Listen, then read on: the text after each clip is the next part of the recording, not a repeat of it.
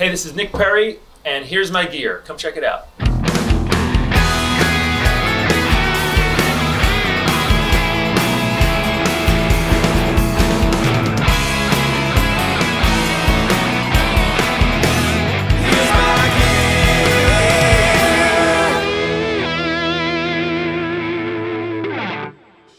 So this is my main guitar at the moment, and has been since I got it really. This is a 1981 Gibson Flying V, what they call a heritage Korina Flying V. To my knowledge, this is the very first time that they reissued the Korina Flying Vs of 58 and 59. This is an early one, it's an A serial number, 1981. It is just the coolest guitar.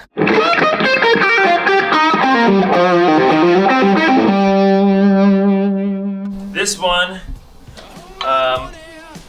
it's just it's a killer guitar. It's a 72 custom Telecaster. What's interesting about this guitar is from what I've heard, it's pretty rare that you would see a sunburst, double bound, rosewood board custom with a 4-bolt neck in this year. So my circle kind of thinks that it was put together with parts from the late 60s. The pots date 66.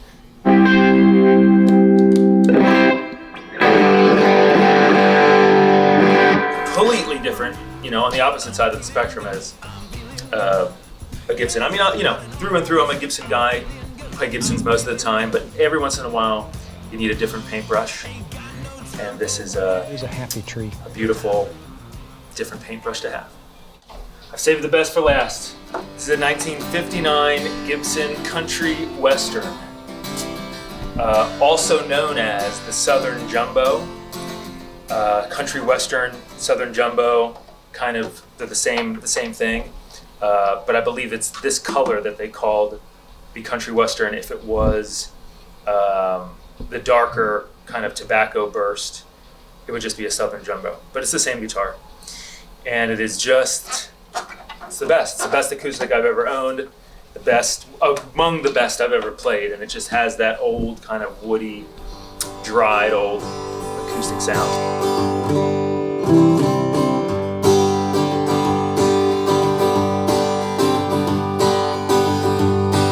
This is one of the most important elements of the tonal signal chain, for those of you that are at home. This is a vintage, quote-unquote, lava lamp. Really, it helps enhance all of the tone. Everything you play, it just sounds a little bit sweeter. I just try to keep it as bare bones. I prefer like the least amount of things between me and the amp as possible. But I would say that, most of the show, most of what you're hearing is just the amp and the guitar. The first pedal I'm running into is a custom fuzz face by Dustin Francis. Modified custom fuzz face, he does the best stuff. Then running into a Texadelphia boost, which is a germanium boost. It sounds great, except if you're playing in the direct sunlight, because then it won't work at all. That just comes with the territory of germanium. Then, as I said, I move into like the multi-effect thing, which hits a Peterson strobe tuner, a Sir Henry Univibe style pedal, big box Univibe. It's the best that you can get at the moment. An analog delay, which is the AD999 by Maxon. Also, in my opinion, the greatest analog delay you can get. And finally, the Blue Hippo by Way Huge. That is an analog chorus. Okay, and then dead last out of the multi-effect is the signature tremolo from Hamstead. It's just a great analog tremolo. Okay, so signal is running from the board into a Fulltone tube tape echo. It is a real tape delay. If you unscrew this, there'd be, tape that spins around and creates a delay signal.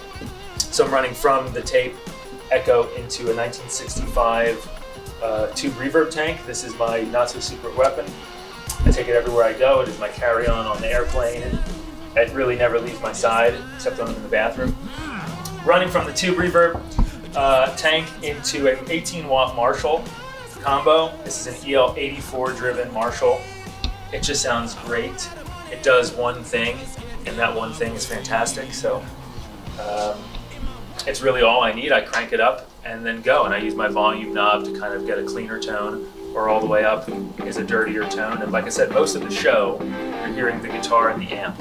I use pedals every once in a while for a little color, but most of it is the guitar and the amp, and it sounds great. And this is a JTM 45. For this moment in time, this is a backup. So if during the show this would go out, not would we hope it doesn't, then I would essentially just run this amplifier through this cabinet part and the speaker. But this does sound fantastic, and the JTM 45 has been a big part of my sound for a long time. And with really big shows, I use a JTM 45 half stack, and that's that. But for this kind of more intimate vibe, this was the rig that I've dialed in. This is plenty loud, and with the delay and the reverb and the pedals, it's a really great kind of simple but wide enough thing, because I wanted to create the most full sound that I could. I use in-tune guitar picks.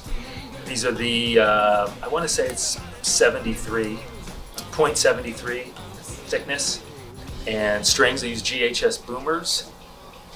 I have for a long time. 10s on anything that's standard tuning, and Nog Champa is my preferred brand of incense. We're always burning on stage. There's no show if there's no Nog, and that's it. So that's pretty much a wrap. Thank you for joining me. For those of you who are along the journey and have been with me, I'm extremely grateful, and I hope that I see you again super soon. For those of you that are new, check out Nick Perri and the Underground Thieves. We have a record called Sun Via, which is out now, and we're starting our second album in January, and look forward to seeing you down the road as well. So thank you very much, and be safe out there. Health, happiness, peace and love.